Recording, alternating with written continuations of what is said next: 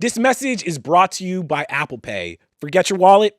It's all good. Because with Apple Pay, you can pay with a single tap of your iPhone, the wallet you never forget, at millions of places worldwide, including websites, apps, and anywhere you see the contactless symbol. Security is built in with Face ID, so you don't have to worry about your cards getting lost or stolen. And the best part, you still earn the card rewards, points, and cash back you love. So say goodbye to the bifold, add your card to Apple Wallet, and start paying the Apple way. Terms apply.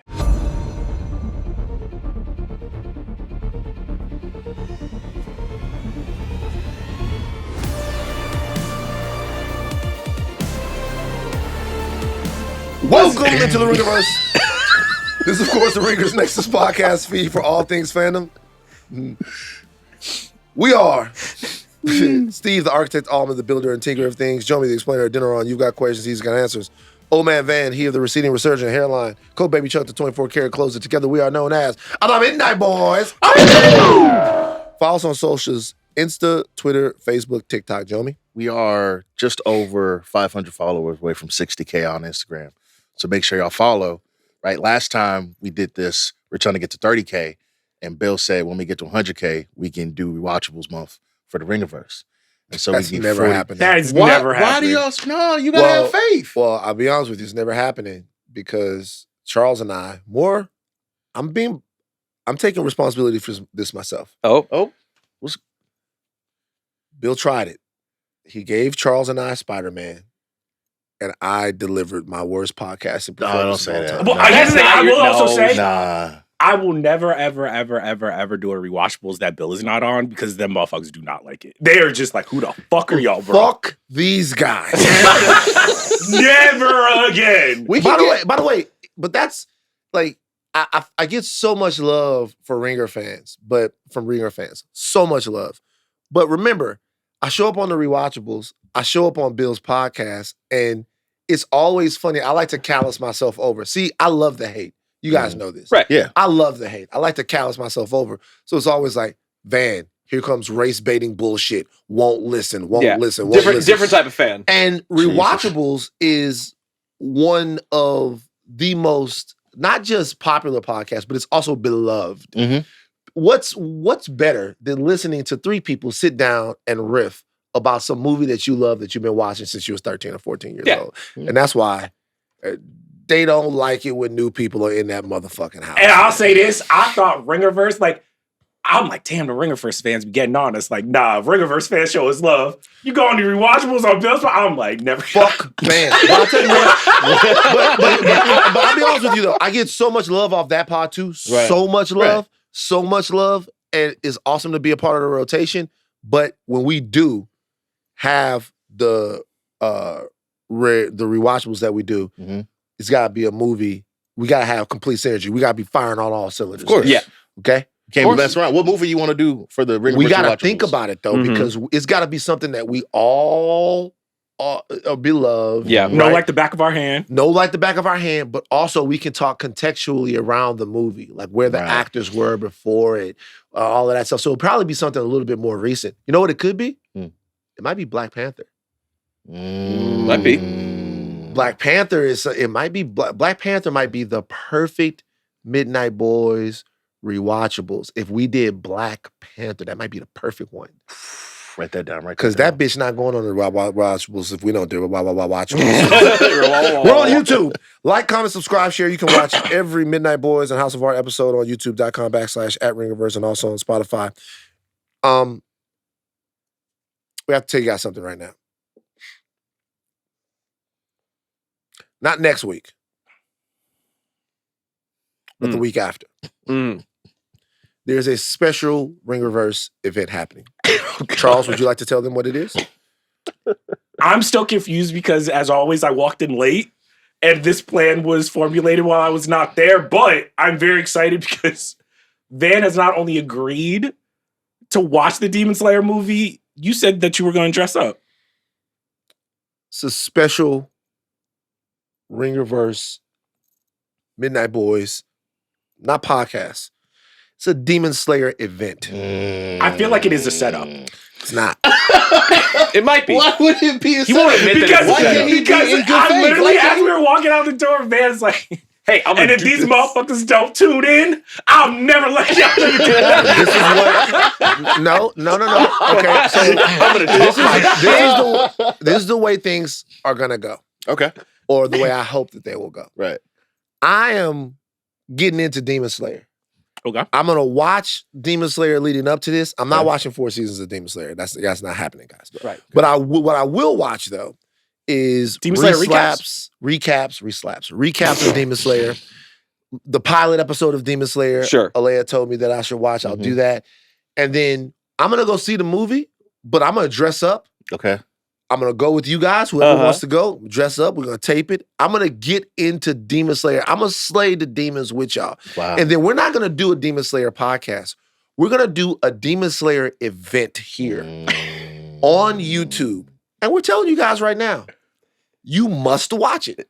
Please blow this up. You must watch it. If you do not watch it, I'm talking about all the anime people that have been kicking my ass. If you do not watch it, you must get a friend to watch it. Jesus you must, Christ. We're asking you to go to YouTube because we want you guys to experience the podcast and make great use of all these cameras and all this stuff that we have going on right now. Mhm. That's Yeah. the true thing. We want you to do that every week. Oh my But God. specifically and specially, not this week, Right. not next week, but the week after, we are doing a Demon Slayer event. Mhm. I will wear my Demon Slayer outfit here on the pod, Mhm. and you guys must watch the Demon Slayer Must event. watch. You gotta watch it. Okay. Okay. Right. Chuck? Right. I'm excited. You gotta watch it. Now, all I will say, guys, I told Van this. This is the equivalent of telling someone, "Hey, yo, start with Infinity War."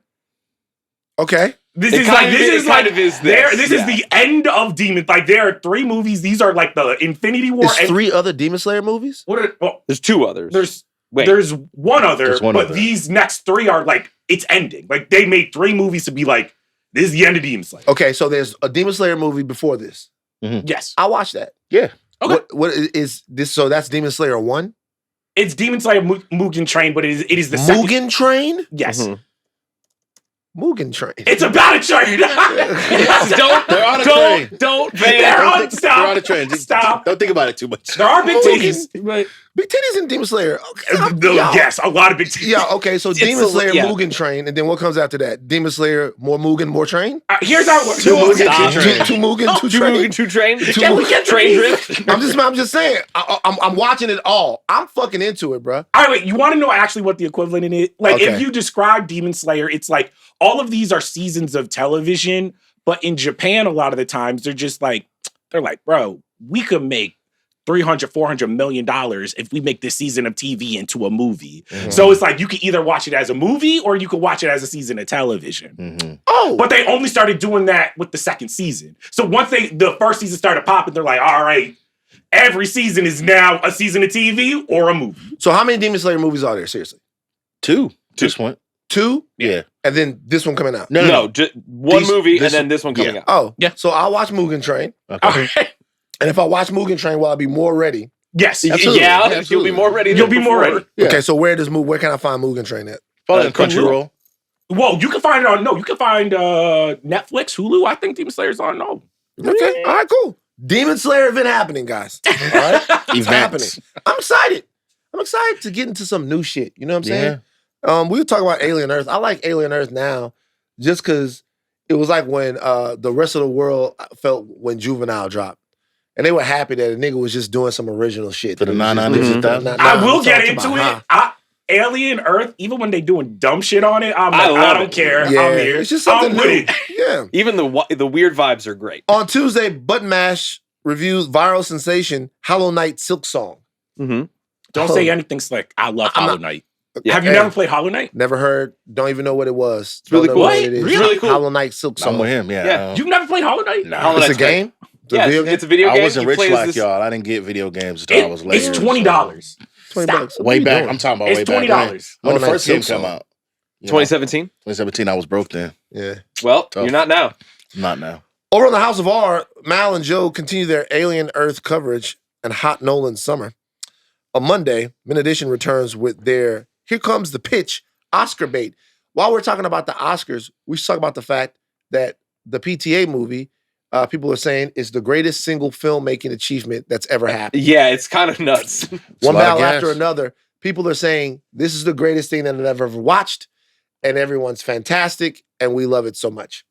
I'm super excited. I wish we could talk about it, but what I will say, Well, we will. wait, what? Oh, If we want to talk about it, then we will. Yeah, why Okay. not? Just like I'm ready for it You because wanna- here's the thing. This isn't even a hot take at this point.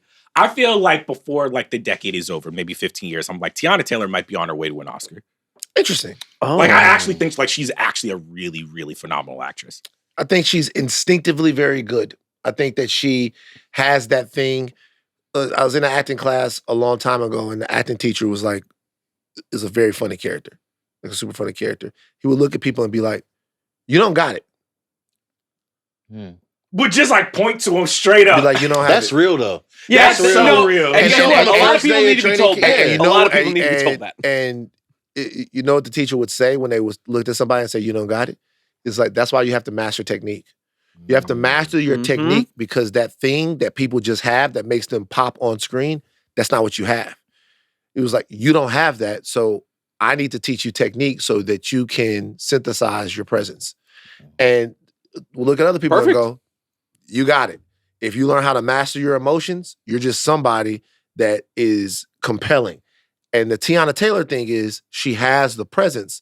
So if she masters the technique Yeah. and rounds it all Mhm. out, you're looking at somebody who could go a long way in the profession. And she would whatchamacallit Yeah. right now. Yeah, she's like, yeah. He's probably teaching her a few techniques. All right. Oh, On today's No show, need for that. she's a nice lady. On today's show, we're giving instant reactions to the latest episodes of Peacemaker and Alien Earth. We're going to start with Peacemaker, so we're going to start with a spoiler warning for everything in the DCU up to now. We're getting ready to talk about Peacemaker. You're listening to a reaction podcast. The spoilers are coming. All right, now we're going to begin our reactions. Got to do that. Midnight Manifest. Chuck, take it away. all right. This is your Midnight Manifest for Peacemaker Season 2, Need I Say Door, directed by Peter Sollett, written by James Gunn. 35 years ago, Peacemaker and his family discovered the interdimensional gateway that they have in their house when killing an alien in the woods. In the present, Argus is on their way to arrest Chris for his use of the door, but a text from Economos allows Chris and Eagly to escape. Adebayo and Chris travel to Peacemaker's family cabin to set up a new location for the interdimensional gateway. Meanwhile, Rick Flag Sr. decides to make a deal with Harcourt to sell out Peacemaker in exchange from her being removed from a blacklist that prevents any intelligence agency from hiring her. Chris texts Harcourt to meet, and the episode ends with Peacemaker heading for the setup while the Eagle Hunter finds the location of Eagly and the interdimensional gateway. That's been your Midnight Manifest. So I might surprise y'all, you then. I can't tell if I'm just like settled into the series. Like all of my problems with the series kind of still remain. But when I just look at it as a TV show, I'm just like, okay, cool. Like funny episode of TV. Like, and I don't like, I'm starting to feel like that might be enough. Where it's like, I didn't hate this. I was just like, oh yeah, cool. Like entertaining. I laughed. Like there's a lot going on.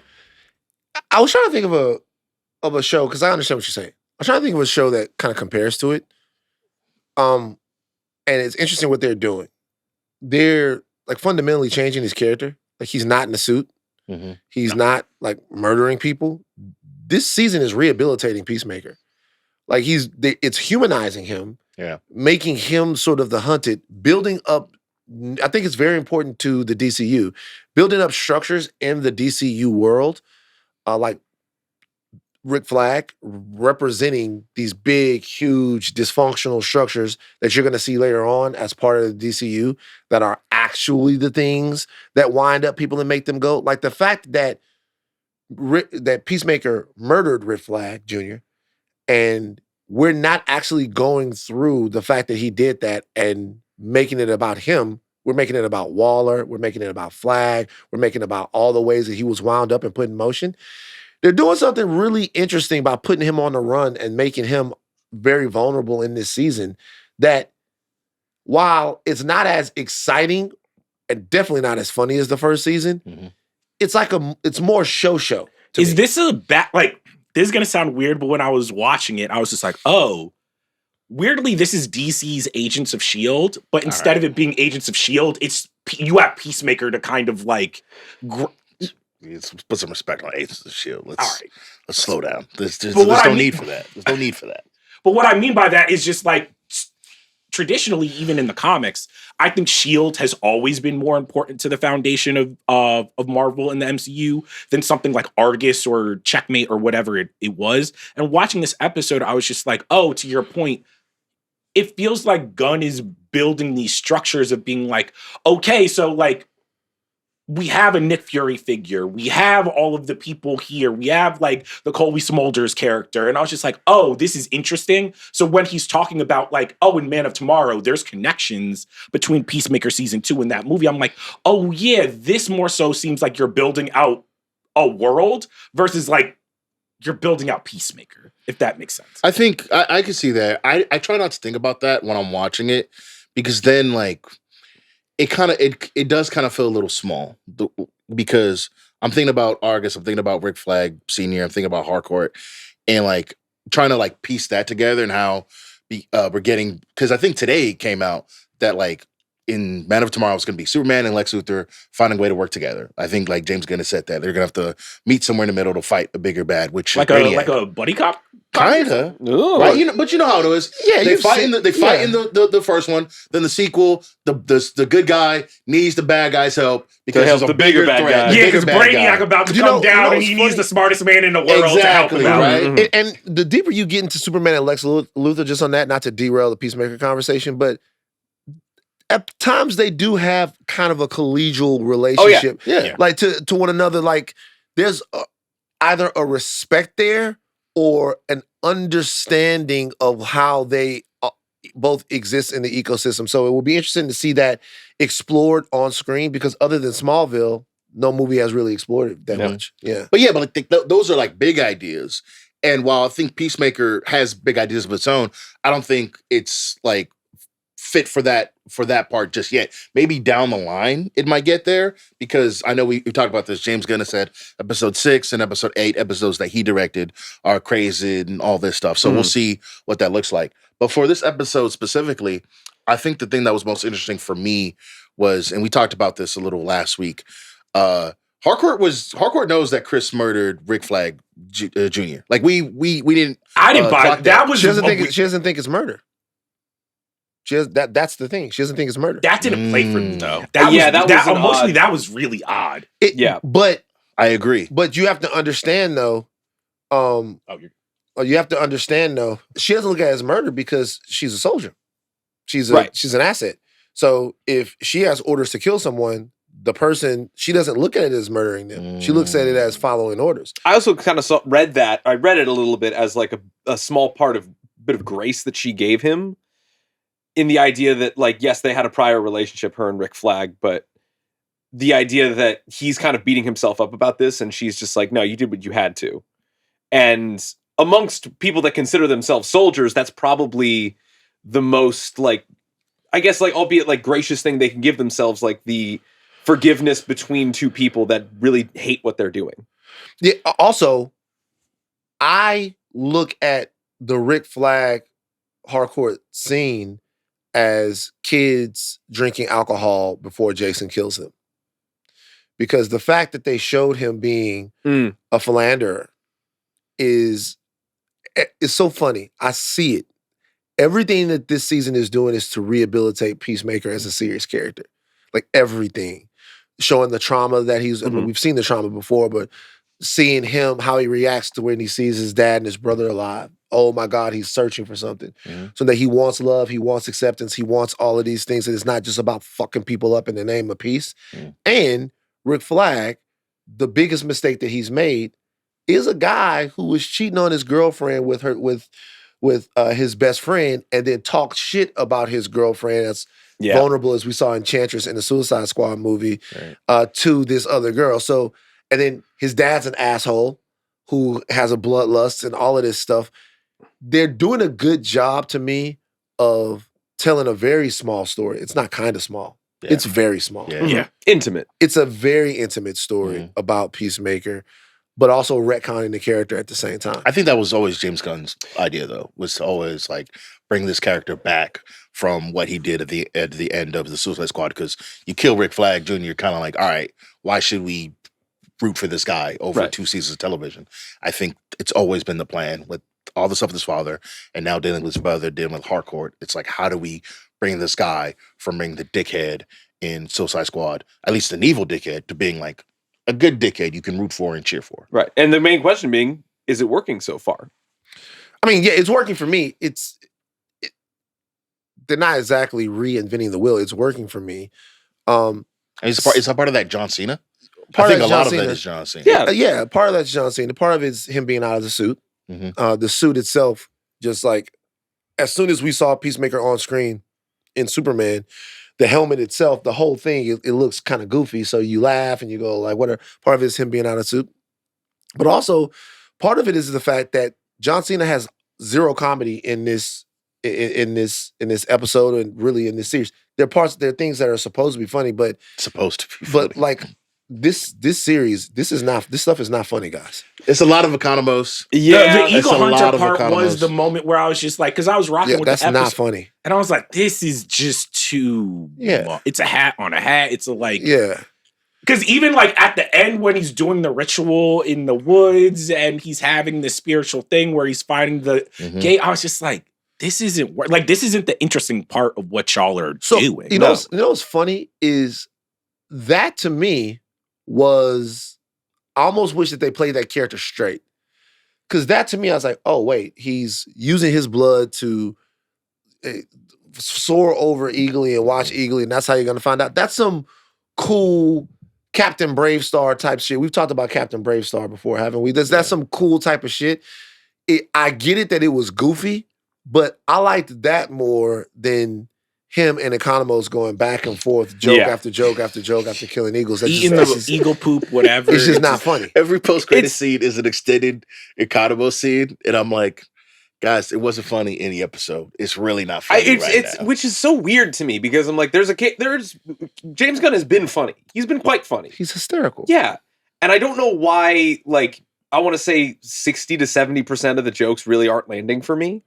And it kind of feels like it's almost distracting from the interesting plot and development that this show could be having. And maybe that's just like the comedy being stretched a tad thin as far as like, again, the seemingly bottom heavy plot developments that are going to be happening in episode 6 and 7, because once that happens, apparently a lot of wheels are going to be in motion, but I just feel like we're really like, well, I think a lot, my issues with a lot of the comedy is I'm just like, oh, most of these characters are just James Gunn. Yeah. And I think that when I'm watching like Economos or Peacemaker or any of them joke, I'm just like, all of you these jokes aren't very, very specific. These jokes are very much like James Gunn thought this was funny and is having this. And I'm just like, but weirdly, when it's the more dramatic stuff, I'm just like, oh, I see how Chris views the world, how Harcourt views the world, how Adebayo sees the world. It's more so when it's just like, when they're like, oh, he's Captain fucking, what was the joke?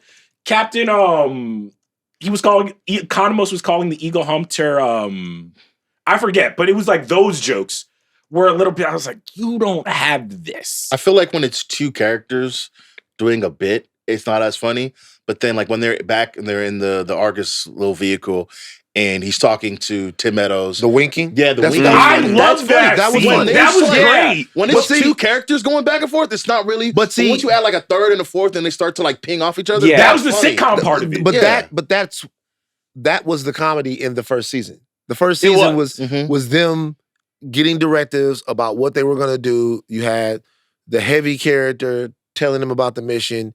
You had Harcourt like trying to understand what they were going to do. Peacemaker, Adebayo, everyone understanding what they were going to do, and their interplay and all of that stuff and how they were responding to it.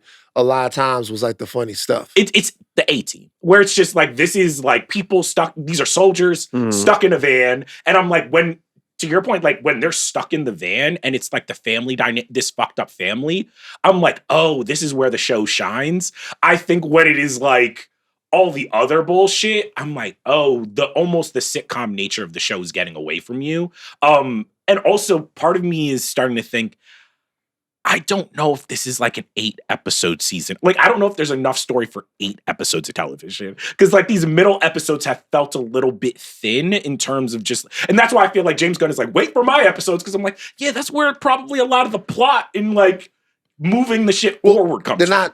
They're not fighting anything. right? No. It's at the first season they were fighting this alien force that was trying to take over the world. This is just about them, so they have to spin and all of these different storylines together in a way that it maintains its energy. Yeah. And it's not easy to do. It's not impossible. You have expert storytellers working on it, but it's not easy to do. I am super duper interested in Chris's place in the other dimension. I'm super interested. You want to in get it. back there? I do, but I also understand why you can't spend all of your time there. Yeah. Because that's not where this story is taking place. At least we don't think that's where. But the reasons that story you is pull taking him out place. of that, if only for like problems that are happening in that dimension, like if he really surrendered himself to that, the responsibility of that other dimension fully, then there would be no point for him to go back. He would have just stayed there. I mean, there will be a point. Look, I'm not saying I understand why you don't just set the show there, because that's not the show. That dimension is not our dimension. It's somebody else's dimension. It might be a different show that's being set over there. Different James Gunn. Maybe that James Gunn, that's whatever. I'm not even gonna go into that. You can't go into that. Yeah, I won't. Yeah, no. But for our story is about what happens to Chris in our dimension. Yeah. So you have to go to that dimension and use it as a storytelling device to goose what we have going on over here. So at the end of the episode, he's supposed to be hardcore. We know it's a trap, right? But it kind of talk about who's in red in that scene. Who's in the all red workout suit? You wasn't paying attention. You not Bordeaux. You were paying attention, man. man. We all know you were paying I attention. was gonna ask I was gonna ask for Sol Rodriguez watch. Bordeaux is fucking crazy. I'm sorry, man. Bordeaux is some of the finest shit that's been on TV. Wow. I'll just be honest with you, bro. Like it's distracting. It is so distracting. It's a beautiful woman. It's a beautiful woman. Some of Very, the very finest shit that's been on TV is killing. Every fucking scene. I'm like, God damn. Dog, when she winked at at Tim Meadows. Yeah. That was Bro, also together, that was very funny. Yeah. That's a good callback. I think because he's supposed to go meet Harcourt. I don't think he's gonna go meet her. I think he's gonna go back to the other dimension. I think it's too tough. I think it's gonna be too hard for him to go talk to that Harcourt. He's gonna want to go back to his other thing in the other dimension, because it is very interesting too tough to see him want to like juggle both of those conversations and to how he wants to conduct himself with that Harcourt versus this one. Yeah. He'll probably just get frustrated and be like, man, fuck this. I'm going with the other you or something like that. What's easier, yeah. Exactly. Because it's easier. And like, that's obviously where his growth needs to be, where like, obviously there's something very, very wrong with this other universe. As you can tell that other people have pointed out, there's only white people that you can see in that other universe. Like there's probably something very, very bad going on. I just thought they didn't cast black people because that's how it be sometimes. No, but that's the observation that's been going on. Yeah, I love how people have been making that observation, and I'm always just like, black people don't be in this shit. I was about to say, man. I was about to say that's what they do that. Like, I'm sorry. We've been. It's just tomatoes out here. Motherfuckers go up to Canada and you be like, they not. I think for us, as black people that have been into this content for a long time, this is why when the MCU got big, we started to say, okay, come on, mix us in now. Oh, okay. We're not going for that. Okay, mix us in. Mm-hmm. Mix us in now. Like when I say mix us in, and shout out to Lando, because Lando is the man, right? Yeah. I'm not saying anything about Lando. I kind of feel like you are. I'm not saying nothing about Lando. Okay. Because Lando himself is the man. That's a great character. I love him. Mm. But Lando was the only nigga in the galaxy far away for a long time. Okay? He was the only nigga in the galaxy. I'll shout out, we're going to talk about it. Shout out Alien Earth, because I was watching it this morning. I'm like, damn, shout out no Holly, not niggas in the show. Dave, Alien Earth is... Do have a note, though. Do have a note. Well, okay. All right. None of them have a fresh cut. Do have a note. I went to Humber College in Canada. Yeah. I remember doing the Q&A. Everybody that was at Humber College was from like a different place. It was like they had the Africans, they had the Sikhs, they had the Mandams, they had all those people. It's a lot of mandems in Toronto. Yeah, that's Toronto. Yeah, My bad, yeah, Toronto. Shout out to Marlon, Extra Gravy Show. Y'all go watch that shit. But a lot of mandems in Toronto. They come out the mandems, and that's how they talk. Wagwan, bruv. Yeah, all of that stuff. But like true, like real diversity. Right. Like, but in this sci-fi shit, like we ain't never really been there. So when they have the black, there's no black. It took me a little while to realize there was no black people in there because that's how y'all imagine y'all. Like, no black people in The Princess Bride? Fantasy. Every time it's a fantasy, I mean, I'm gonna be honest. No niggas. We was opening Spider-Man comics for how long? This motherfucker lives in Queens. You never see No niggas. Right, yeah. Nobody So no water to carry for that theory that there might be something going on. But it's not something we notice because we watch a lot of television. No, absolutely. Especially a lot of fantasy stories and superhero stories where there's no black people. I'm not watching like, oh man, there's we just it's like are not interesting. Not really seeing any. It's not really conditioned, but we're just familiar. No. You have been conditioned. Like, it's funny. It actually is what propaganda is. It's what you have been conditioned. The first heroes they showed you was Superman and Batman. And then when another hero came along, you went, why this nigga got a fade? Superheroes don't have fades. What is that? I've seen these guys. These guys are the guys electric powers that the heroes go after. They go after the guys with the fades. They're not the guys with the fades. And then we realize that our parents are our heroes. People in our communities are heroes. Dr. King is a hero. Malcolm X is a hero. They're real life heroes, and they got fades and they got lines. And then we want fades and lines in our shit. Yeah. But it takes us a while to get used to peep it out because that's what we've been conditioned. So I didn't even see it. I mean, even now, like some of the black shit I grew up on, like I love Static Shock, but I'm like, hey, yo, why Static Shock gotta ride on a trash can? Like, what? Like, on a trash can. Like, you know what I'm saying? Like, we just want regular shit. How's that? As a kid, I was like, oh, this is dope. And now I'm like, right. And it's always some really tragic shit. Like, what's his power? He can escape out of any fucking cell. Why? Well, I watched my uncle go to jail when I was 6. And then my genius was, I'm like, can a nigga just be able to fly? When you think about Luke Cage's powers and you like, damn, this motherfucker bulletproof. Like, the black man gotta be like, you know what I'm saying? Cops can't kill him. Luke Cage, you know what? I always thought Luke Cage should taunt the cops. Right. Just push a cop, then run. Cop, boom, boom, boom, boom. He's like, bitch. But you want to know, this they never did this story. Because here's the thing. He's running. He's bulletproof. The bullet bounces off of him. Hit somebody. Hit someone, bro. Oh my God. See, Charles, this is your problem, bro. Why'd you ruin it, bro? Like, you ruined it. Charles. Now you gotta and then the story's gonna be like, Luke Cage killed somebody. Yeah. He got that lady shot. That's what because he had his hand out. It's gonna be like, it wasn't me. Yeah. It wasn't me. I shot him. She and died because of him. Off and hit a little girl and Luke Cage, and that's gonna be Luke Cage's trauma. And that's terrible. And Matt Murdock gonna have to represent him in court, bro. And they're gonna have She-Hulk on the other side. Hey, yo, let's stop talking. Let's write this right now. Yeah, we should write it right now. Let's write it right now. But back to Peacemaker, which we kind of got away from. No black people. In that dimension. Maybe we'll see someone. But I guess, the show is definitely worth watching, for sure. Yeah. I'm having fun watching it. I am more curious, and this is big picture stuff, and people that are listening to this, they are just trying to enjoy shows on a week-to-week basis, do not view the shows like this. This is why we're in the trouble that we're in right now with some of this content. But every episode that passes by, I'm more curious about Peacemaker as a character and the show's place in the larger DCU. Every show that passes by. Because the first season, there's so many things that happen in this particular show that, are about, to me, just changing the character, rehabilitating the character, right? The first season was about being the antithesis to Zack Snyder's DCEU. It was wacky, it was goofy, it was bright, it was everything that Zack Snyder stuff wasn't. And so was the Suicide Squad, right? This one is actually toned down and almost trying to baseline out and really get into the guts of what this whole narrative thing is going to be. And the fact that they had to fundamentally, in a way, change this lead character to do that is blowing my brain. Like, I'm really, really curious.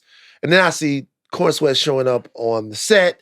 Like, what does all of this mean? Like, what are we getting to? Also, I think the thing that is interesting because we're watching Peacemaker week by week, but I'm like, I get time to like, I just watched 2 episodes of Alien Earth. So the way I came to those episodes where I was like, oh shit, like a lot of the things I didn't like about maybe this episode were already answered.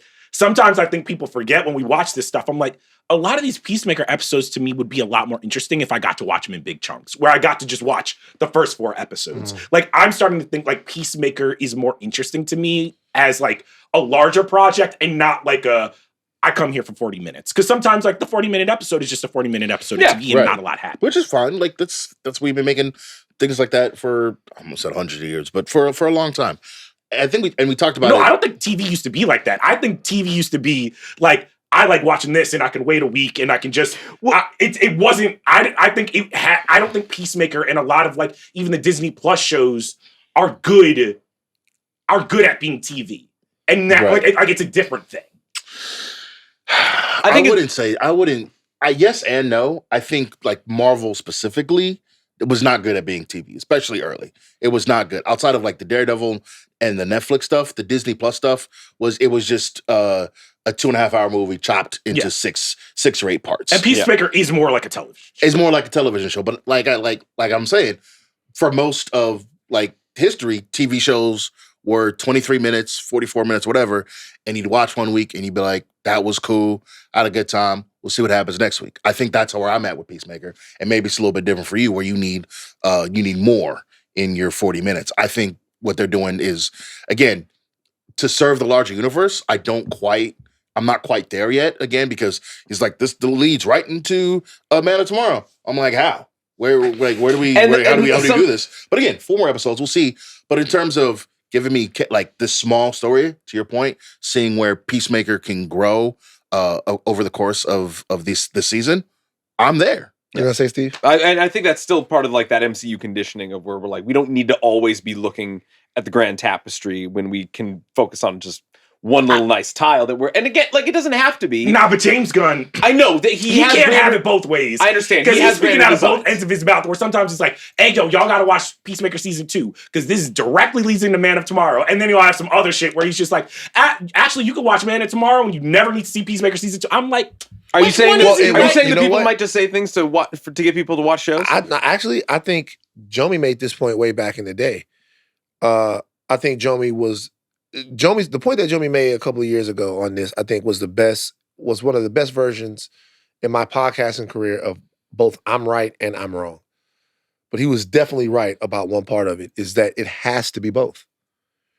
To make a good superhero property, it has to be both.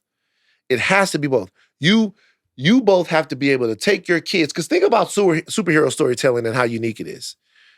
The audience for this type of storytelling is changing all the time. Yeah. Right? You age into an audience for Game of Thrones, and then you kind of never age out of it, right? Like you get to a point where you can understand all of that stuff, and then there's no point anymore where you're not into it anymore. Star Trek, similar things. All of that type of shit, right? The audience of superhero stories, you might get to a point to where watching people fly around, you might have aged out of it. Yeah. But you're also coming to it at a very specific point. So when you take your kids to see a movie and it's Superman Man of Tomorrow, you can't really make your kids, who might be 7 or 8 years old, watch Superman before they get to Man of Tomorrow. If Man of Tomorrow is the first one they saw, it's the first one they saw. The first Superman movie I ever saw, the Christopher Reeve Superman, the first one I ever saw was Superman 4: Quest for Peace. Yeah. That's the first one I ever saw. And then I saw that and I was like, wow, damn, I love that shit.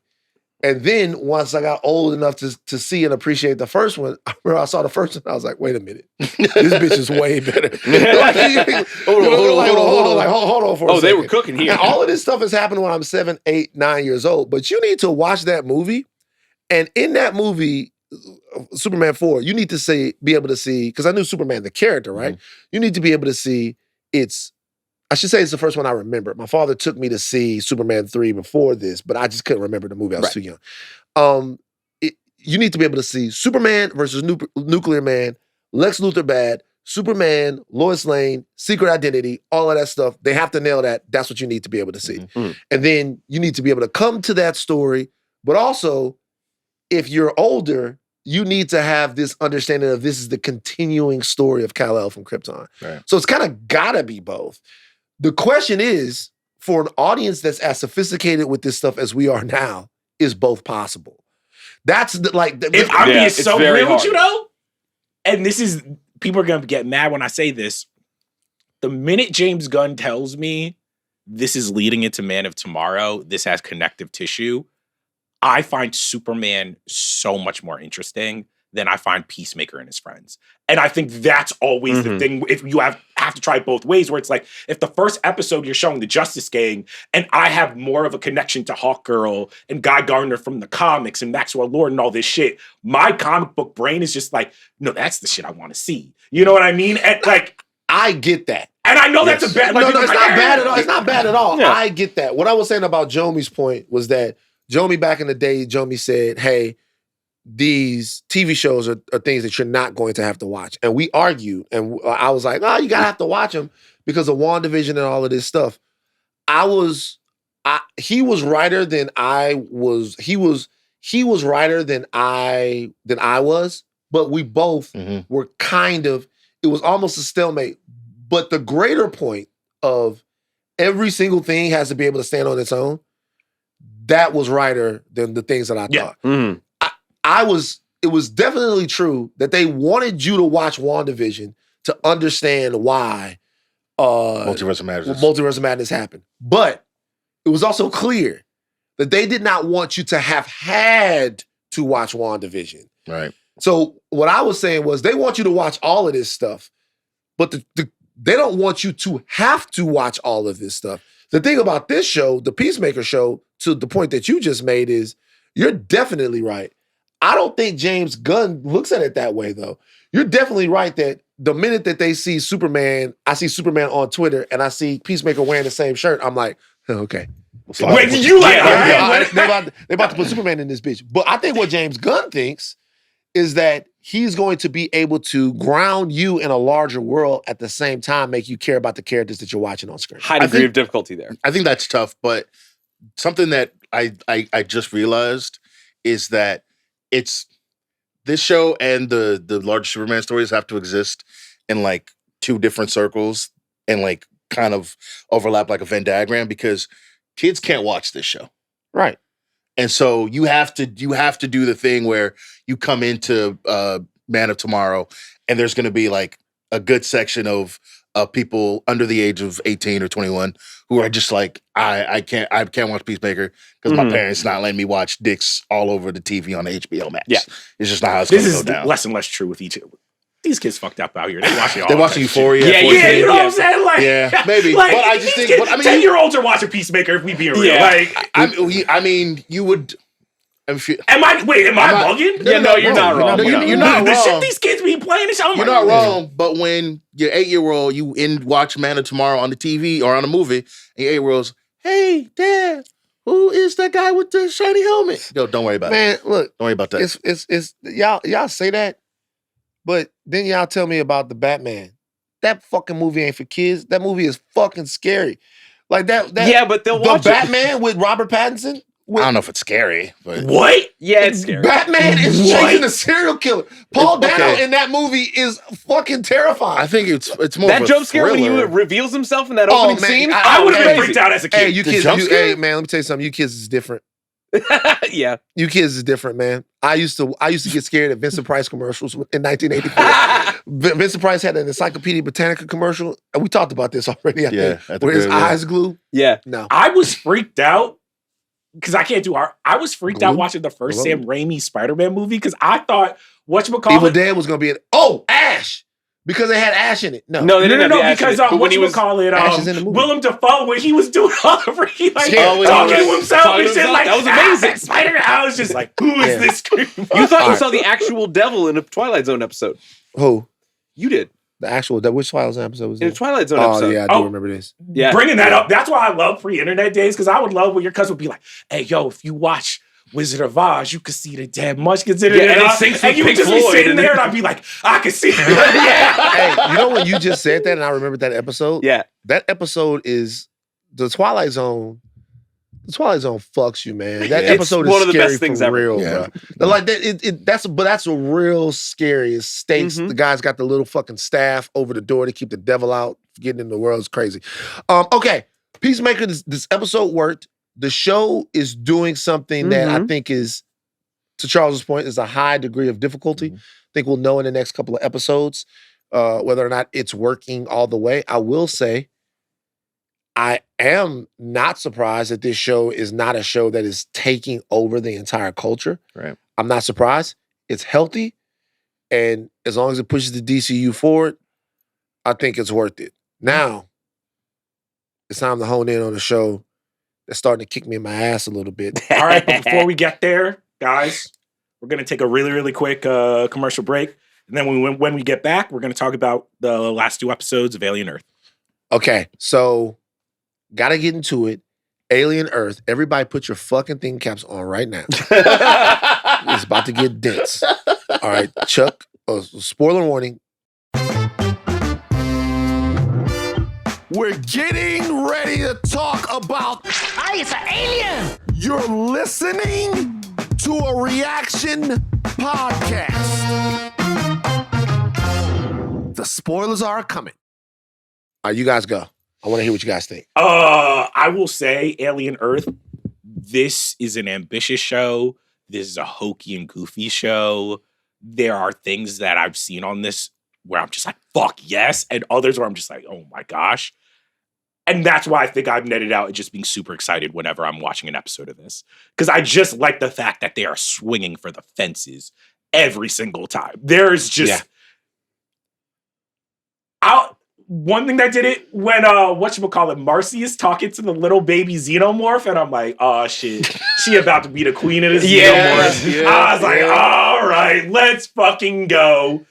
Episode 5, like, felt like an alien movie. It's legitimately an It alien felt like It's episode alien movie. 5 is one of the best alien movies It's that they've released. And Easily. Moro as a character, as a man, amazing. fucking Episode, brilliant. episode 5, I'm not bullshitting you guys. Yes. Episode 5 to me is one of the best, and it's not as long as one of the best Yeah. standalone alien movies that they've made. It's incredible. And then you go back and you rewatch the beginning of episode 1, and it all comes together. Right. Yep. It all it was incredible. That episode was great for me because it didn't do the things that all the other episodes are doing, which is like, hey man, these big ideas about humanity and what's real. Peter and Pan what's not. voiceovers, Peter Ice Pan Age. voiceovers. Dissolve. Maybe we I'm just not gotta give you saying- some cool alien Which shit. I'm not saying I don't enjoy, but I am saying I do have to do a lot of thinking in 55 minutes when watching it. Episode 5 just has people on the ship, Action. two people fucking when they shouldn't be, alien Detective mode. detective mode, yeah. alien acid burning through the thing. Same shit we've seen. Some of this shit is shot for shot. Mhm. Fucking parasites in your water. Oh Will my you drink God. it? Disgusting. Dude, I That was I whole was really just saying in to his- Steve, on his I lungs. looked at Steve's water bottle and I was This has done I terrible gotta be able to damage see to the my water, man. like, I for couldn't real, believe it. it's It has disgusting, been but like shook. super fucking tense. the eyeball letting her know what was the going eyeball, on. Oh my who's the God. smartest character on the show. Yes. A Yeah. super Yes. like subterfuge Yeah. happening. Mhm. Somebody on the ship is it, then also the same things from the other alien movies. Moro, his daughter, all of this stuff. Just brilliant I story. thought the Yes. daughter stuff though was really because like this whole time, like Moro to me is like a fascinating character, but not a character that you're necessarily rooting for. He almost feels like a villain in a lot of ways, or just an antagonist. Mhm. And when we get to that scene, one thing that I thought was so beautiful is like you see the dried tear marks on the piece of paper that's informing him that his daughter died. She at, passed like, away. like she passed away. And he's been holding on to that paper for a long for a time. long time. time. And it's just like this did such a good job. You're like, oh shit, they was really stuck on this ship for fucking decades. 65 years. I get that he's super sad about his daughter passing away. Anybody would be, right? Mhm. But also, and I know that they live, and these are the questions in my mind when I watch the show, particularly that episode. They live in this hyper-capitalistic world where corporations control everything and Mhm. money's a big deal. Mhm. but you like went on like a 60-year mission though, or something like that. Like your daughter, when you came back, she was going to be elderly or gone. Yeah. Like, and I'm not saying that it shouldn't be sad, but I'm just saying when I saw all of that stuff, that was part of the mind fuck of the episode that was really, really sticking with me. Is that this was both a tremendous tragedy, but also something that he kind of had to have had prepared himself for. Well, it's not even that, but it's just the callous nature in which, like, she didn't even die of old age. He didn't even get to know and how she lived. Yeah. He just reads a piece of paper. They're like, she died in a fire. She died in a fire. Come get, like, we're gonna send you some of her stuff or some of her personal affairs. And maybe this is stuff I've been reading or whatever, but it's all a jumble. But I got the sense that Morrow is almost like a religious acolyte of Weyland-Yutani. Like they kind of tell you like, oh, he was adopted as an orphan. He was a cyborg because they replaced his arm and all this stuff. So I was like, to your point, I was also thinking where I was like, well, you signed up for a 65-year mission. There was a good chance your daughter wouldn't be there. But then I'm like, oh, if you're a religious fanatic for this company, all you see is the mission. I think because the Grandma Yutani was the hookup, right? Yeah, she took him off. And so when like he gets back, he's like, you did all of this for me. I got to return the favor. That's why he's so intent on getting back those aliens. And what an amazing parallel between him and Wendy. Because she is still a child, brought back to life by this corporation, given all of these resources and all of these things. Everything that we do for you, you now owe us because of this is the life we give you. All of these creature comforts, all of these abilities you can do, all the pain you can't feel because of us. Now you must do these things for us. Go on the 65-year mission. I will say the difference, though, is that a boy is manipulating them. Yeah. Right. And with Morrow, you get the feeling that he knows everything. Yeah. And he's making a choice. Right. To your point is well taken. Right. But with Morrow, it's almost like two different ways to come at it. With Morrow, you get the feeling that he is well aware of everything and has made the decision. It's almost the difference between the way children fuck up and the way adults fuck up. Children fuck up because they legitimately don't know any better. Like children choose to believe in Santa. Adults choose to perpetuate the lie. But it's the fact that he was adopted by Weyland-Yutani as a child, and then his entire life, he's been doing things for them. Right. And the agency that he would then give up to be like, no, fuck this. I've come back from this ship. I've come back from this terrible mission. I could just walk away, and he chooses not to. But he's making. The choices that he's making are informed by near religious loyalty. That's true. Yes. But at the same time, they are informed choices. Yeah. Like he's on the ship, and he has to talk to them about whether or not he's going to survive the crash. Like I'm not what if he has to talk about them all kinds of different. He has to. Well, he doesn't have to talk about it. He is the one on that ship that is like, hey, I don't give a fuck what y'all going through. Yeah. Get the things, bring them back. That's it. That's what that's what we're doing. That's it. Right. Get the shit, bring them back, or I will relieve you of your command because this is what we're doing. And that them up against each other is just so interesting to me. And then all of this stuff is happening. Boy, starting a company at 6 and all of that's happening while he's on the ship. Yeah. So he's coming back to a fundamentally different world for the thing that he loves so much, which is Weyland-Yutani. I mean, and what I think these two episodes did really, really well is I'm like, oh, I'm starting to realize the trio of protagonists and what makes them so fundamental in Kirsch, Morrow, and Marcy, where I'm like, okay, you guys are all like an evolutionary line of technology and humanity. And it's so funny when like Kirsch and Morrow were on the elevator. Oh my God. And like such a great scene. Yeah. And you're realizing with all these characters, to your point, where it's like, all right, all of them were either indoctrinated as children, but they're smart enough to realize, oh, am I going to perpetuate the lie? How do I survive in the lie of capitalism? How do I get what I want from this? And I was like, oh, that's the fascinating part of this. Because I'm like, when Morrow and Kirsch are looking at each other, it's like they are in the same way that we see the Xenomorphs being a different type of evolution. They're looking at each other like, if I don't kill you, you're going to kill me. Yeah. It was like some Daredevil Kingpin, like, I mean, I'm gonna see you at the end, bro. Like, Yeah, it's gonna be- I'll it's see you gonna be- soon, man. it's gonna One be of our me and you. philosophies is gonna win out. Yeah. It's gonna be me and you, and we're gonna see who's gonna leave standing. Speaking of Kirsch, what is he doing? Because in episode 6, it all goes to shit in the Right. lab. It all goes bad, and he's watching. Like he knows that Morrow is messing with one of the other hybrids, and he sees that he's dead, Yep. and that homeboy got the facehugger on his face in the lab. He's like, "Cool, this is all doing the plan." Yeah. Is that Kirsch? Or is that a bigger thing with Boy and That's the Prodigy? No, I think that's all Kirsch. I think it's all cursed. I think what Kirsch is realizing is that I think Kirsch is realizing what all of them are, which is like we are trapped on this island. Like the island is like a metaphor for like we will never get up under from Prodigy, from Cavalier, whatever. And I think he is realizing, okay, if we blow this all up, if they all die, I get my freedom. Because he thinks he's smarter than Boy. He thinks he's smarter than all these people. He's like, why are you my boss? And that's what I find fascinating because all 3 of like the robots in this are just like, wait, why am I listening to humanity anymore? I am fundamentally smarter. And But when did you guys find anything about the Boy and the arbitration stuff? Did you guys find anything interesting about that at all?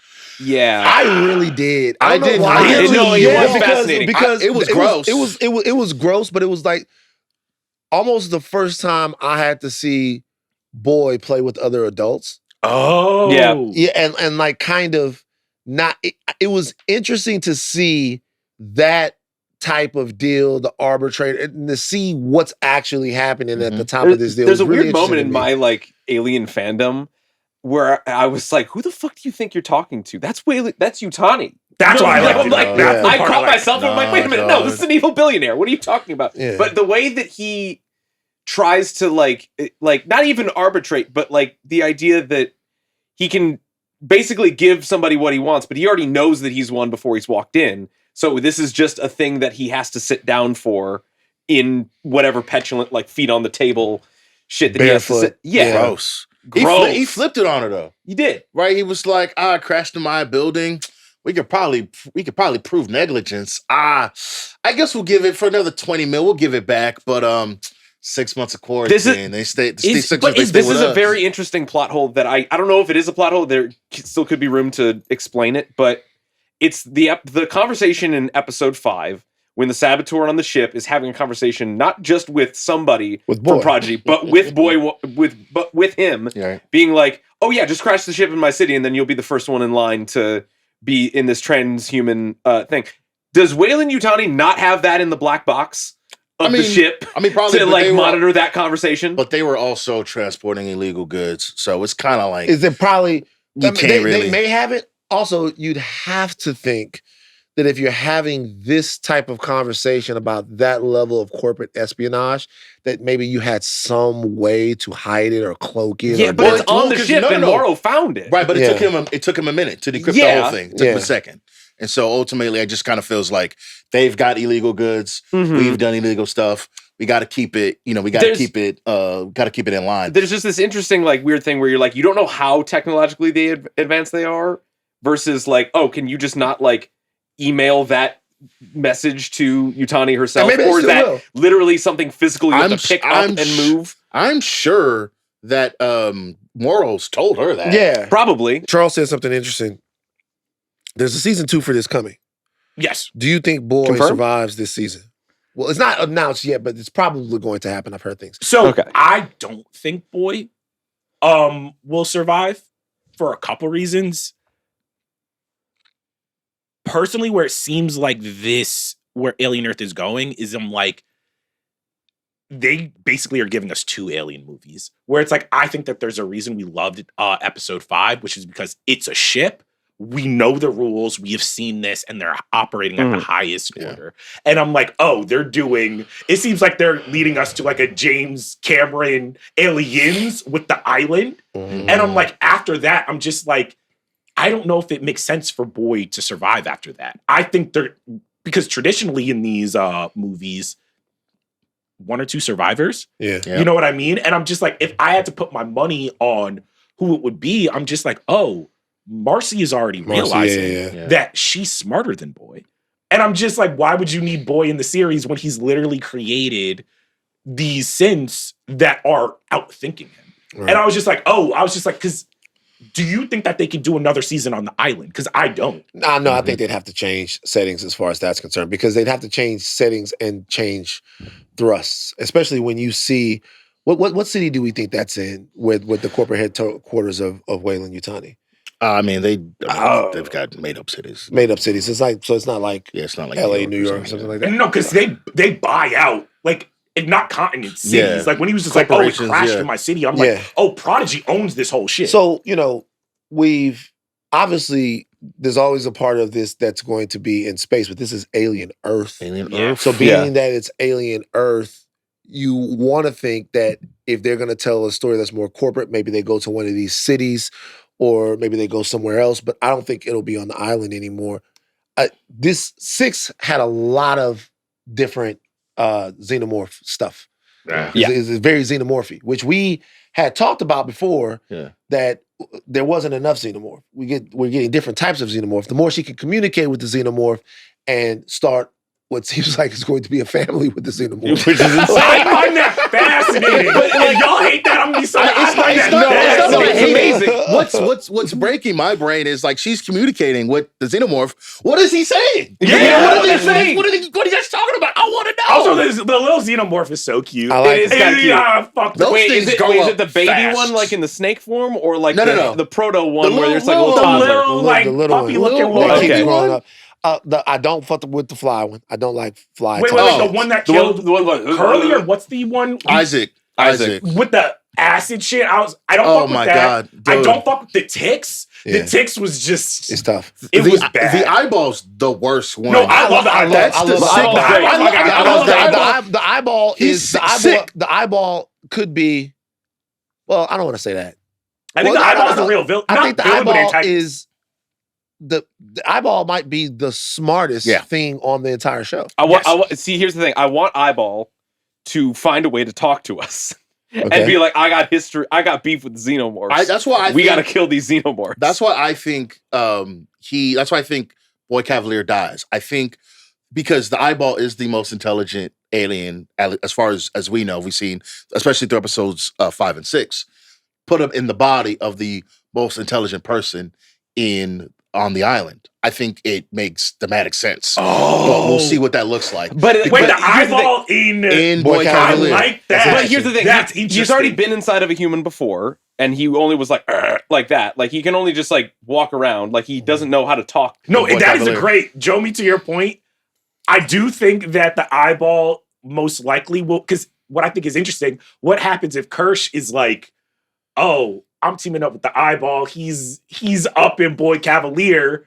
But my question was, can the eyeball not communicate, or was that guy already dead? Like I couldn't tell. Right. I think it was maybe either figuring out how to communicate or something. Like maybe it could figure out how to communicate as a sheep. We don't No, know because it's I been also in that think- body for a minute. Think about Marcy, like in the same way, like Marcy is becoming super intelligent and the eyeball is becoming super intelligent.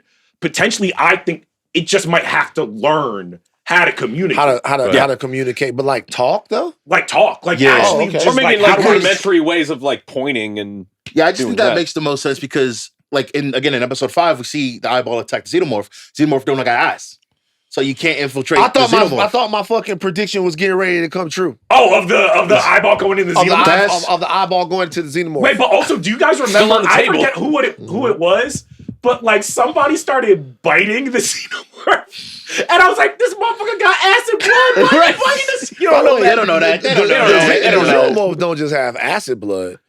What was it? Alien 1 or 2, when what's his face goes, it's molecular. The xenomorph's acid blood is fucking crazy acid. crazy strong. You know, the acid is not like, it won't burn. I'm always impressed by the acidness of the xenomorph's blood. Mhm. It's burning right through everything it touches. Yes. Right away. Mhm. So don't bite him. Right. If you bite him, you're gonna burn your face off. Well, Right. that's what happened to the guy where they try to take off Take the the face hugger, yeah. and it just like burned the acid Oh, through his that neck. was- Straight through his neck. Bro, Oh. I'm telling you, bro, that episode 5 was a Was fucking good. dog, bro. Yeah. man. That episode 5 You was know what crazy. episode of TV is good when you got to stand up. You watching it like this in front of And the here's the TV. thing: the alien only got like 2 kills. The rest was a face hugger, the blood microbes in the I'm telling you, venom? I'll take a full grown xenomorph on. I don't like the face hugger. I was telling you, I was asking you guys this. Yeah. I can't do it. The guy has a face hugger on his face, and they see the acid has fucked up the other guy. So they decide, hey, we're just gonna put this guy in cryo. Stupid. And see. It was stupid. But every at the decision same time, that gets made in Alien is stupid. Hey, all of them. Our engineer at all guy's times. like, hey, throw them both in the airlock, have done with it. Every time. He was right. But only reason I we're like here. them being dumb. I think Noah Hawley has talked about, because like, how are they this dumb? But I'm just like, yo, these are indentured servants. They do not want to be here. And there are some smart people. And they just don't also, it's listen to been those people. years. So they like, think about it. It is like being at your dead end job for 65 years. You like. a lot of the show is about the tension between intellect and belief, though.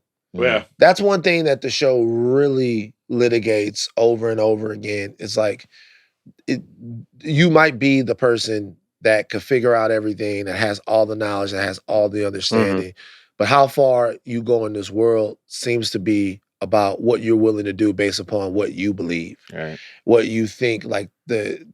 And that's really interesting because that makes smart people make dumb decisions. Yeah. The hubris of man. Yeah. Right? Like, I'm smarter. Like, these guys are just, again, they're just animals. You know what I'm saying? Like Hermit was telling Marcy in beginning episode 6, you know, and she's like, what about bees and ants? They have colonies. They communicate. Yeah. Like, there's not just all things that we can step on. These things actually are real and we should care about them. But they don't. That's how they also, get messed up. she's fucking learning that she's communicating with. Exactly. So that is, you know, whenever Steve's people came here back in the day and just started killing people, the one thing that, if you read some of these historical accounts, things changed for even the bloodthirsty maniacs that were coming from other places. Yeah. Once they started communicating with the people that they were talking to, there were members of them that, honestly, if you want to look at this whole thing as her communicating with a native, all right? Everybody else is figuring out how they exploit the situation. And then there are two people who can communicate. And then you start to go, well, not in her case, I'm talking about in the case of the human history. Oh, they have a god. They have mythology. They have methodology. They have things that they've created beautiful stories. They have songs. They have all of this stuff because you can talk and communicate with them. You're starting to learn stuff. And there are always people, they used to call it going native back in the day. Like that's what the Mutiny on the Bounty was about, and all of that stuff. Going native, you start getting the tattoos, and you know how like siding with the like you know the white boys in high school, and then they go to O Block one time and they come back with dreads and the whole thing. Right. That's because they didn't talk to the people and they understand the lingo. Right. So as I'm watching her. She's not essentially going native because obviously the xenomorph is in her, not on its world, it's in her world, whatever. And it's interesting to see her get closer to them, and I wonder where that goes. All I was going to say is what I think is like a very, very good writerly choice is I kept being like, wait, why are they sticking these kids' brains in these robot bodies? And I was just like, oh, because when you think about how the xenomorph propagates, it is a parasite that hugs on to an adult body or any body, and then I'm just like, oh, so I'm like, oh, even if she doesn't know it yet, she's finding something in this creature. And like when she's talking to Hermit or whatever, she's like, no. She's starting to realize I'm closer to a xenomorph than I might be to a human. I'm also in a host body. And I was just like, oh, that's a very, very smart choice. Because I'm like, now she can see not the humanity, because like the xenomorph isn't, but she can see something in it that is just like, this is a living thing. It's a living thing, yeah. And she's losing the confidence in like in the system because what happened to Nibs, right? Nibs was doing the whole I'm pregnant thing. And so they wiped her memory.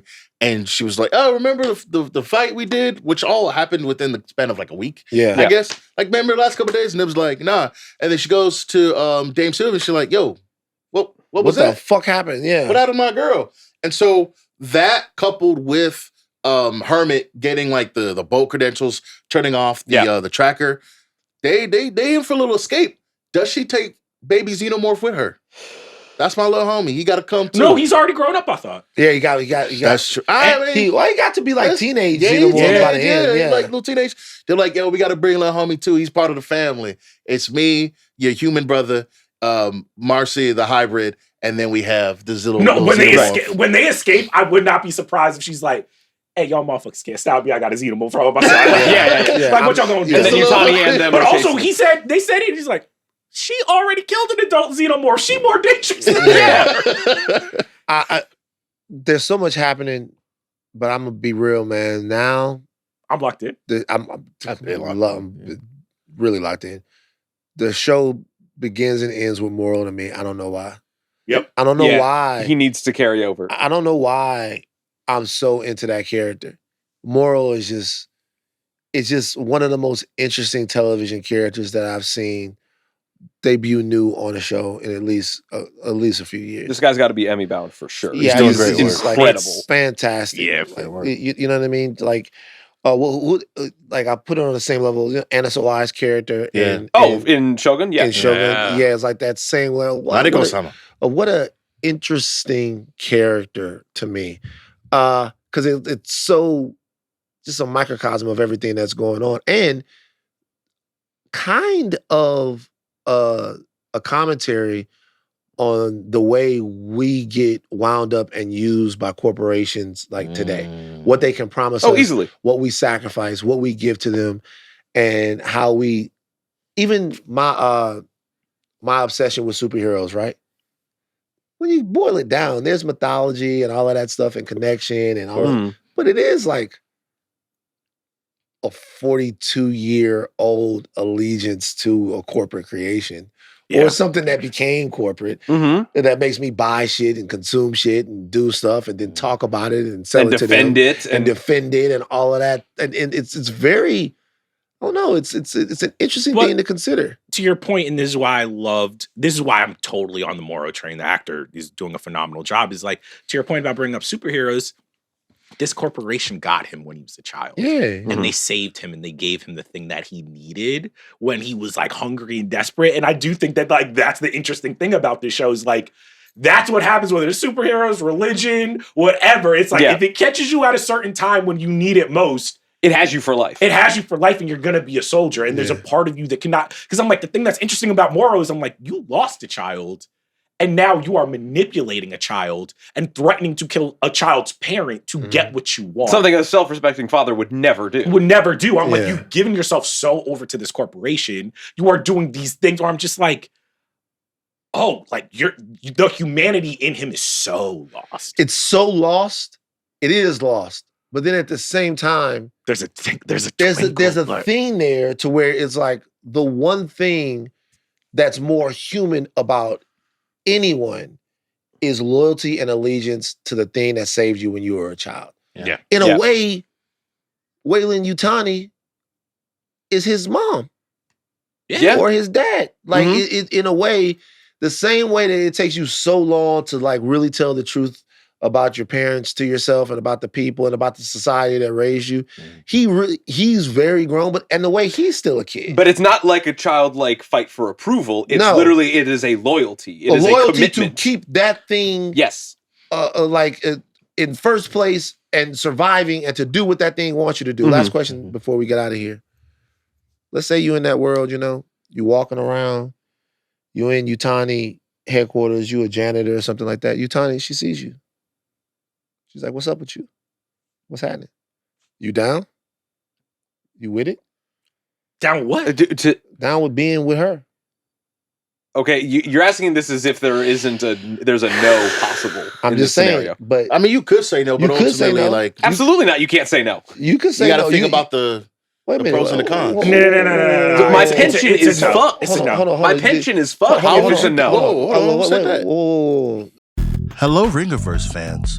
I regret to inform you that due to the initiation of Deep Shadow Protocol, this bit had to be edited out of the pod. I know, I'm just as disappointed as you are. Thanks as always for listening, and the Midnight Boys, pew pew, we'll get back to you shortly. You can't do that. No. I'm just saying. And so we're back from Deep Shadow Protocol right now. We're not Shadow Protocol Yeah. shit. Yep. Like you went on deep. So you saying that whoever's above you trying to smash, you got to let it happen? See, I don't think that's true, and I'm telling you that you have a choice, and I want to free you from that. Right. So at the same time, Utani, you know, she with it. You know, she like, you know, stuff with my grandmother and all of that shit like that. Wait, you think she trying to fuck on Moro? I don't think she is. No. But when he was there, I was looking at it like, what if she made a play for him? What if she went, I want to see how deep your loyalty to this company. You know, we gave you an arm. What else goes. did we give you? I want you to slang that cyborg. I want you to see how deep it goes. You know what I'm saying? How deep it goes. How deep it goes. We keep the samurai guys with guns in the room. They could be what she had like she's like those guys, they like guard the what was the name of the guys that remind me of? The name of the guys that used to guard in Last Jedi? Yeah. Praetorian guards. They guarded kind of like them, right? They look crazy. They look cool. I don't know why they had to put him in all that room with all those guys with guns. He would have killed them all anyway. I don't understand. Maybe not. He absolutely Moro? Respect Moro, man. Come on, man. Unarmed with like 4 guys with guns. Nah, Moro the man. But also, here's the thing, Moro, I'd like to see a little it. freaky. He was looking at the captain and the co-captain getting down. I'm like, you watching this a little too much. That's what's crazy. Dude, when bro, they get out the cryo, and he's like, yeah, man, Zora and whatever, they was out there creeping on her. She likes to be on top. It's a little thing. I was like, bro, easy. I gotta say, first of all, that guy was an asshole. He was terrible. I gotta. What a great that episode was a freaky episode too. It was a great episode because you learned kind of everything you needed to know about every single character within like 10 minutes. The creepy Asian dude that was just watching the lady in the cryo. I was like, yo, go away. I was sure it was actually too much of they telegraphed it. It would have been too telegraphed for him to have been. Yeah. But I was like, God damn, this freak! This woman can't even sleep. Freak dog. You can't. 65 years and you can't make no connection. Well, you don't do it by watching somebody sleep. You're not supposed to, but they did. And good for them, man. Moral was watching them going on. They had made themselves a little. That was cute. It was Wait, nice. do they have like mattress Pornhub and shit, or it's just like you don't got no internet, so like that's all you? Well, do? you spend a lot of time in cryo, right? And then you get up every like a couple cycles, whatever. And I guess like they found each other. I mean, even Moro, he was walking around in his whitey tighties. I'm just like, you freaked. Like, she called him out. Like, you put clothes on. She was like, you're in your underwear. What ship was more freaked out, the Maginot or the submarine from Mission Impossible 8? Oh, Mission Impossible. Shit. Because here's the thing, Tom Cruise. They have in that internet bitch, down and there. they was salivating. They wanted to fuck him, huh? They kind of did. When he got on the ship and everybody was looking at him. Hey, Tom Cruise. That's one thing that Tom Cruise does good in his movies. He manages to make a movie where in every scene he is the man in every type of way. They get him out there and everybody's looking at him like, look at this fine motherfucker right here. Yeah. And then in the scene where they fighting, this motherfucker is the man. Think about how she looked shirt on, when he was fucking over everybody. She was in that same movie. Yeah. And she was definitely like, oh my God, but she was also like, ooh, it's just sex. Ethan Hunt, sex, man. Listen. Anyway. He does the thing, bro. But also, we could ask, Millennium Falcon was even freakier because, Lando was sticking his dick in the... Lando was fucking his own ship. Do the ship. Which is crazy. Yeah, he was fucking his own. Which is crazy. You know what? That's how much we fuck Where does it go? Lando as a character. We He built a glory hole into it. We never talk about that. You didn't see the glory hole? Where? Into the Millennium Falcon? Yeah. Where? Is it the one in a galaxy thing that far R2 away, does it? they definitely have some shit where it's like, if you want a glory hole in your ship, we can build the shit. My thing is, everybody else had a little something going on. Right. Even at some point, this is Legends and all of that. Luke gets Jade and all of that stuff. Who did Chewie get to fuck? See, this is my thing. Like everybody had something going on. Everybody had something going on, right? They had Obi-Wan all of this stuff. Had Satine. Yeah, I can't remember if I read anything in Legends about this. Wait. But I can't remember. It's been so long. But who did Chewie get? Did Chewie? Okay. He has a wife. Okay. Named Chewie Mala. He has This is Legends. Malatoba. This is Legends. This got to be Legends. This is Legends. Yeah. Yes. This is Legends. This is Legends. First appeared on the Star Wars Holiday Special. 1978. Yeah, I've only ever seen that once. That's so funny. Because imagine if like Chewie's married the whole time Mhm. and he just off with Han doing all adventures. He got a wife and kids at the crib. But here's got the a thing, son. that's smart because he didn't bring them kids around Kylo Ren. He saw that little boy. He's like, Yeah. that's Yeah. a white He's piece of doing shit. he's We doing not- that shit. yeah, we man. not Yeah. doing. That's how I know Chewie Black. He like, I can't deal with y'all wife. Like, Because you have to imagine Kylo was probably fucked. You know how they see a kid in the neighborhood and they be like, "Tell you, Van, I told you guys the story about." yes, Okay, my daddy told me you're Yep. not right. Right. Rex. Yeah, Mhm. yeah. Rex. My daddy Yep. told says Yep. he got a bad rack, and that's probably Kylo Ren. Kylo Ren Hell probably had a bad yeah. rack. but also Yeah. what's fucked up that nobody in the galaxy wants to say is I'm just like, you know how bad it is in a family when it's like the Jedi Council saw Anakin and he was like, No, no, everybody saw Kylo. yeah. I did something and I took heat on it from Twitter. So Monday Night Football was on. Okay. Kalika flipped the channel and Rogue One was on. It was Vader, and I don't give a fuck who's playing. It could be the Super Bowl. I'm finishing it. Right. You're Right, watching the hallway scene. Yeah. The hallway. It was on. Kalika flipped the channel. Like Not about the Super Bowl, I- but it could be the Super Bowl. nah, let's not If lie. Vader You're got watching that's Darth what- that's Vader. the difference Let's not between lie. me and Let's you. not lie. Let's not I lie. am not lying. That's I'm cap. gonna finish That's not it. true. It's 2 minutes at It's most. not true. I'm gonna watch it. You can come back. It's on YouTube. It's gonna two be Wait, there. why were they minutes. killing you? They were killing me because I said that even when Darth Vader is getting busy, at his busiest, if you look at Darth Vader, not as Darth Vader, but as Anakin Skywalker inside the suit, it's sad. Yeah, it's so sad. If you look, incredibly sad. Why would if they you get mad look at you at for it that? as don't look at it as Darth Vader. Look at it as Anakin inside the suit, and he crying, Mm-hmm. he going crazy. His eyes is all yellow. He fucked up. Yeah. Is Anakin inside the suit? Charles is not buying. Yeah, there's a canonized book where it's like he gets stronger the angrier he But I gets, so will he has to say stay he angry. did fumble a baddie. So if I'm like, if I fumble like, Princess Amidala, I might be like, fuck Fumbled this, him. bro. He choked. Everybody got to feel my pain. I'm Yeah. like Drake. He You gonna blow? choked him, You bro. gonna blow the whole building So up? Hell Darth yeah. Vader is the most understandable crash out in all of fiction. No, not the most understandable because this is the one rule you can't do. You can't try to kill your mans over some shit. Like you got at least have to have the conversation, Y'all, bro. this You is got to a- have the conversation. This is the next specialty pod. The greatest crash outs in In fiction. fandom history. Wow. Most understandable, most justified. Was We should do a- unjustified. we should do a crash outs draft. Or a crash outs. Because think about it. It's some I crash think outs. Iron Man was justified to crash out on Bucky and Cap in Civil War. Justifiable crash Justifiable out. crash out. Justifiable. Crash out. It's crash outs out here. Like they do. Killmonger, honestly, a justifiable crash out. Killmonger, justifiable crash Killed out. his pops. Killed Killed his his pops, killed pops, his dad. bro. It's so Oh my funny, God. man. Shout out to Captain America. Hey, he didn't try to do it. Iron Man was like, "Fuck that." Kill my mom. Kill my mom. Kill my mom, man. That's a cold line. He killed my He mom. gotta get it. You bitch ass nigga, Cap. Cap, you bitch nigga, bro. We didn't fall together. Your homeboy killed my mother. And you can't let me get the one. You can't let me just let me get a one with him. Get the fuck out the way. Just let me get a one with him. Let me get a one with your Nah, boy who man. killed my mom. Okay, well, so but here's the thing: there's also unjustifiable crash outs because the funniest thing that's ever been happened is like with Stephen A. is like Maggie Gyllenhaal, like Yeah, no. That's not justifiable, bro. so crazy. That's not justifiable. That's bro. annihilation or something. 'Cause That's Maggie Gyllenhaal, annihilation. she wasn't doing it That's for me. that's not You're right, that's not you got me there. justifiable. like That's I not love Christopher justifiable. Nolan, but I'm Legendary. like, hey, bro, That's not a good one, bro. We shouldn't do that, dog. Wait, That's not right. So Nah, nigga, we're not about to. No. We're not about to do. we gotta Batman go on crashing that shit. over Rachel. No, we can't. In Dark Knight. That's a just no. They didn't hear us say it was kids. No, no, I'm not doing that, bro. I'm not doing that, bro. They knew each other since they was kids. They was in love. Right. We would have to put that in the crash outs. But Yes. they knew each other since they was kids. They was in love. We said we definitely not about to go here.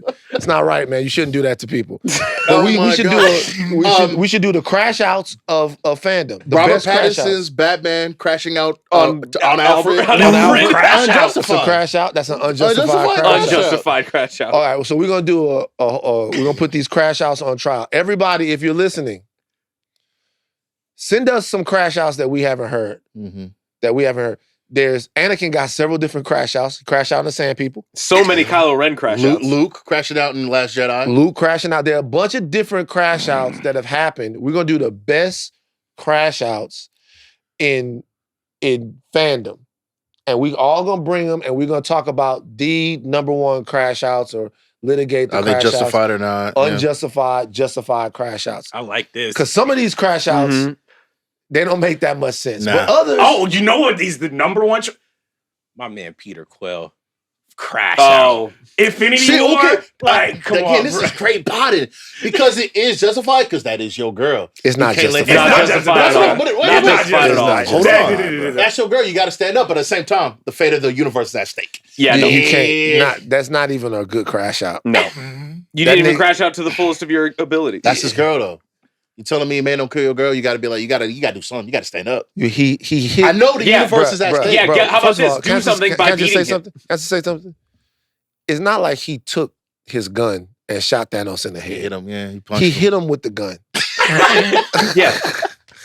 Yeah, man. Did you not? I'm not saying it's justified, Thanos I'm beat the just saying- Hulk, bro, 1-on-1. I understand. You think you can I do don't- something He didn't. like- He didn't take the. He didn't. I know Quill didn't know that. He didn't take the fucking gun and walk up And point blank to blam. Thanos and shoot him in his shit. Which wouldn't Which- have done anything. We don't know. We maybe won't know. it would like.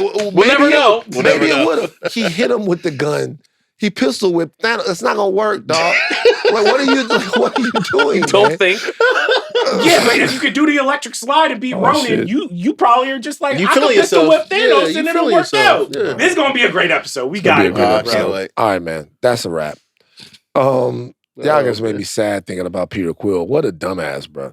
This week on the Ringiversary on Tuesday, Button Mash Review, the viral sensation Hollow Knight Silk Song. We're in the House of R. Mal and Joe continue their Alien Earth coverage. Great stuff over there. Monday, Min Edition returns with their Here Comes the Pitch, Oscar bait. I know that we're going to hear something about PTA on there. Our producers are Aleya and Jade. Thank you to Aleya and Jade. They really work hard and do a good job. Jomi Adeniran on socials. #CrashOutJomi. An additional production from the fully healthy Arjuna Ramgopowell. Chuck, take us out. Alien Earth is exceptional. You know what the Midnight Boys are about. Superheroes are meant to save people and not fucking crash out.